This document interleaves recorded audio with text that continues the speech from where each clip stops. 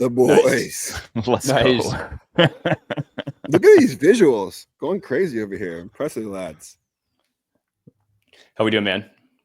I'm good. It's early, so you got me outside. The fiance's, awaking from her beauty sleep, and so I decided to pop outside and get you some of that LA sunshine. It's great. I Wildflowers. didn't know you went outside, so it's good to know. It's rare, man. I'm locked in. We're in screens. We're in screens even when we're outside. Never Let's log go. off. That's the motto. Never log off. All right, Trevor. So you're the founder of Brud, creators of Little Michaela, which got acquired by Dapper, founder of FWB, one of the OG social DAOs. I think you then spent a year making rave tunes, did a boiler room set, and then a few weeks ago dropped your latest project, which is Shill Force, which is a crypto native clipping platform that is like pretty quickly done. I think I saw probably these numbers are out of date now, but 12 million plus in total views and paid out over 10K to clippers. Yeah, it's like 15 million plus. Yeah, but basically that. Yeah. Sick. So I mean, I think the first thing I want to ask is just it feels like you're living a completely new life every year. So I just want to know like who the hell is Trevor and what's driving this kind of relentless exploration and experimentation that you just seem to endlessly be on.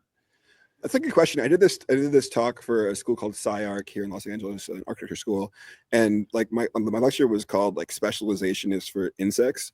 Like I just don't believe that we need to specialize. We can be AI extended. I've never really been interested in doing that. Like I'm someone, people contain multitudes, and I think it was always silly. People would be like, "Hey man, you played like college football and like you write code and you play music," and I'm like, "Yeah, you can just do things." And I encourage people to just do things.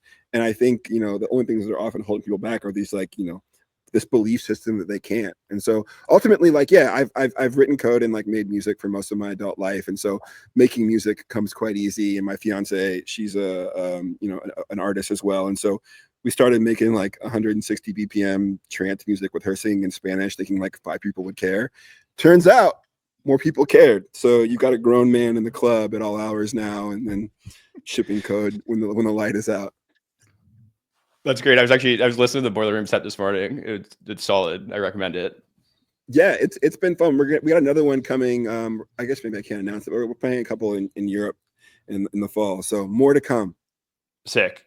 So before you dropped Shill Force, you wrote a post saying that you were working on this new big idea that has you more inspired than you've been in a long time. And yeah, I imagine you're not ready to talk about that big idea specifically, but in that post you said, and I'll quote you here, the crypto ideologues will tell you the trenches are the death of crypto and it's all extraction and brainlessness, but they're obviously wrong. So I'm wondering, that seems kind of like the kind of foundational insight to what you're building. So I'm wondering if you could expand on that a bit and kind of talk about the cultural undercurrents that are actually just being exposed in the trenches. Yeah, I guess I'm old enough to have lived multiple crypto cycles, and it does feel like history repeats itself in that, like, remember the Bitcoin early days, and then general purpose blockchains being this kind of like, the Bitcoin maxis being so frustrated about this kind of extractive layer that wasn't true crypto, these shit coins that emerged, and then NFTs and, ICOs, you've seen all these cycles. And I think the Solana trenches felt very similar for a lot of our peers who were kind of like Ethereum pilled. And the closer I got to it and the further I dove into it, the more inspired I was. Like this was the original dream of crypto. There were like entire economies being sustained by cryptocurrency.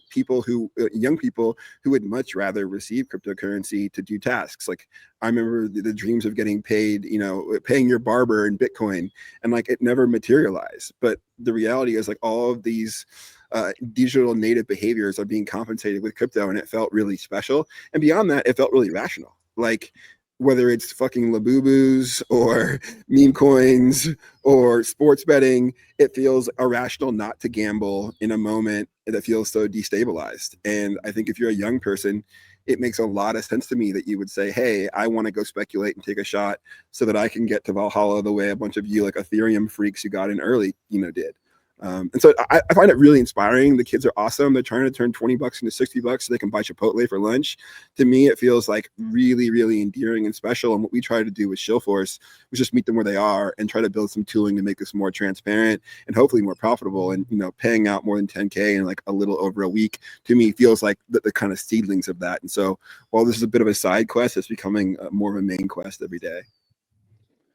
Well, let's talk about it then. What is Shill Force? And I think we are ready to be guinea pigs here as well. So maybe you can share with that in mind?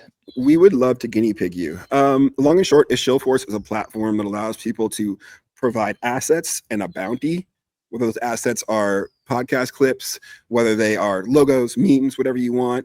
And then we let a whole pool. We've got like 1,500 different users already across different pockets. Let those users go and take that content and make content with it, go and get views for you. And you can pay them from that reward pool or that bounty for those views. And the insight is really simple. We know an internet that was primarily, or a social internet that was primarily driven by, I guess what I would call social graphs, right? If you had 2 million followers, that was really important. And now we have these attention graphs. You can have 10 million followers or 10 followers, and the For You feed or algorithm is going to sort for the best content and show that to the most people. And so while I think a lot of these marketplaces for attention have traditionally existed around like follower counts, I'm going to pay you for like a supposed reach and cross my fingers that this works. We've kind of built this product that allows you to realize this dream where you can say, here are some assets. I've got more money than time. You've got more time than money. Take that time, make stuff, go put it out in the world, and I'll only pay you when I see that you've met the requirements I've defined, and I'm only going to pay you for the views that you get. And so for the people who have more time than money, it's really special because they can hit CapCut and create, and create these outcomes where they're getting paid more than they would if they worked at the mall. And then if you've got, with more money than time, you can go get attention for the products that you're building that are now more easy than ever due to tooling like AI to create. And so I think we've kind of hit on something, and we're just trying to like rapidly iterate from like a pretty janky MVP to something more robust so that we can meet the demand and meet people where they are. And what does building this on chain unlock that, doing it in a database wouldn't? I mean, what's really clear is, and I think oftentimes in other crypto eras, you'd kind of hear people say like, yeah, but why do you need a blockchain for this? And what's awesome is that with stablecoins, with low fee blockchains, you have a situation where a lot of our users are young people. They don't have bank accounts. It's frustrating to KYC, or they're in other parts of the world, and it's hard to do cross-border payments. And so they would much rather prefer to be paid in crypto. And that's like the biggie. The other thing is that on-chain proof, having those funds actually in a blockchain where you can go to the block explorer and see them there is really meaningful, because a lot of this stuff was currently happening, kind of in these shady back channel Discord deals where things are being manually counted and then paid out however they could. And I think what we found is that people always want more transparency and more trust. And when you provide those things, the economies just crank. Yeah, I think we're in the middle of this really powerful shift away from kind of advertising based business models where you pay some platform and they surface your ad in some really inauthentic way, versus why not pay 1,000 people who are really good at getting attention directly, let this swarm go crazy, see what surfaces to the top, and you get way more attention in a way more authentic and organic way that way than fucking paying Facebook and hope they put it in the right place. Totally. And I think, Facebook definitely serves a purpose, and they've got really good, obviously incredible tools. I think what we're recognizing is that, it's easier than ever to create a product. Software is a new drop shipping. I think in a lot of ways that's reality. You can get software products stood up really quickly. And so when they're stood up, what do you need? You need distribution. Distribution's always been the hard part. It's just going to get harder. And so the kind of playbook we've told people is I think it's still really important to have these kind of high trust users and voices out in the world talking about what you're doing. But I think in parallel, you need that brand awareness. And what you can do with our product is go out and seed the basics. This podcast, for instance, we should definitely do something with this on Shieldforce. Get it out in the world and say, hey, go find the best clips. Something that Kick and Twitch streamers have known for a long time. Something that Andrew Tate really pioneered, right? He's kick me off your platform. I don't need to be on here. I have my minions that can just take all of my video and go distribute it across your network. Godspeed. And so when you give all these people this content, they can go find the bangers for you. And when you've identified the right hooks, the right bangers, the right content, you can either go and iterate and make more of it, or you can run another campaign where you say, hey, go take this chunk and proliferate it. And that's when you get these really impactful, very low CPMs that allow you to touch a lot of people and get the distribution that you need. So go, Jess. Well, no, I think maybe just a turn deeper, like, because okay, so we want to go use this, and this is a conversation we've had. It had a very simple answer. So what does I guess an advertiser or user in this point who wants their content clipped need to bring to have a success? Like, is this a complicated thing, or is it truly as simple as me just putting a couple grand into a pool and letting the kids have their fun with it? Yeah, I mean, I think the content is, and the campaigns, as we call them, these kind of campaigns are only going to be as effective as the content you bring them. If it's just you knitting, on mute, like, it's going to be hard to turn that into a banger. That could be banger, though. I feel like let's do one right. of those too. Let's get somebody knitting and see if we can do some clips.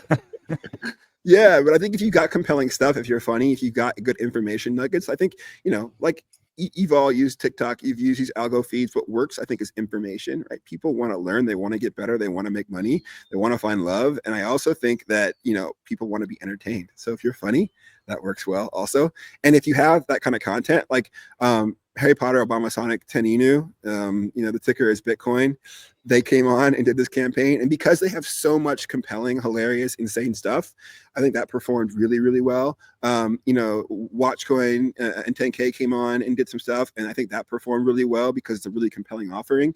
We came and I posted my boiler room set on there. And I think it did pretty good. I think now I have ideas on how to make that better and more compelling. But I think at the end of the day, if you have a good amount of good content, it's, again, you can let the hive mind sort for what the best bits are versus just having your one in-house editor saying, hey, bro, pick the good stuff, and then let the algo surface what actually works. And so it's kind of like this infinite A/B test you can run to find the bangers and then proliferate them, spend more against those things, and have them work. I think one of the faster growing Instagram accounts in India is actually this like TMZ type knockoff sort of thing, but where they post hundreds of video clips every single day, which like they have 120,000 clips up on their account sort of thing. Wow. And it was just through this insight of like, oh, the algo's distributing that. Your followers aren't seeing, even 1% of these sort of things. And so there's this entire different motion required to go and get distribution on those accounts now, because there's a volume game and there's a weirdness game and there's all these things that you as sort of like a top-down organization are just not going to be able to unlock. I mean, we had I guess on earlier this week talking about the more UGC version of this, so like maybe finding some creators, but they're doing much of the same thing, right? There's a video up on really quiet, low follower accounts that are really just playing for the algorithm. So we're going to give this a shot. So today we'll make sure we'll get the feed of this along with some other materials up. It'll be on Chill Force either later today or early next week, depending on how fast we can get it done. And yeah, we're going to see what happens there. We'll put some budget behind it. I'm sure there will be, a lot we'll learn to do it better next time, but let's go give it a shot. And we're happy to match it. And just to be clear, like, we definitely have UGC users on the platform as well. There's clipping. Right now, we don't really bucket it or segment them, but the next build, we're basically going to be able to sort for like audio campaigns. If you just want to go push a sound on TikTok, UGC stuff, clipping. And then I think beyond that, I guess I want to double down that, like, we're shipping a ton of new features, audience verification. We're doing some cool like ZKTLS stuff that will allow us to basically go and let you say, hey, I want views in this territory. Well, you now have a confirmed user that's creating views in that territory. There's all kinds of interesting little marketplace features I won't talk about too much now that are going to allow you to better like sort wheat from chaff, figure out what's botted, what's not. We've got some like pretty good tooling here, but kids are clever. AI is good. And so what we want to do is make sure you're getting like real stuff for the money you spend and getting better at all these things every day. So gentlemen, I appreciate you giving it a shot. We will give it a shot. Thank you for bringing the nature vibes into today's show. And yeah, we'll share the results too. I think it will be fun to sort of check in. So we'll definitely loop back with Chill Force and the results there. But love seeing you back in the kitchen, man. I think that's what I sent you. I was like, I hear you're cooking. I love it. Love that you're back. And more to come. We've got a cool little product studio. If you're out there and you want a job, at what.cd on Twitter, on X, message me. If you're sick, I'll hire you. You can come hang out. This beautiful backyard with wild roll. Dream roll just dropped. Let's go. All right, Trevor. Appreciate you hopping on, man. Peace. Stoked to work with you. We'll talk soon. Pleasure, guys. See ya. Cheers.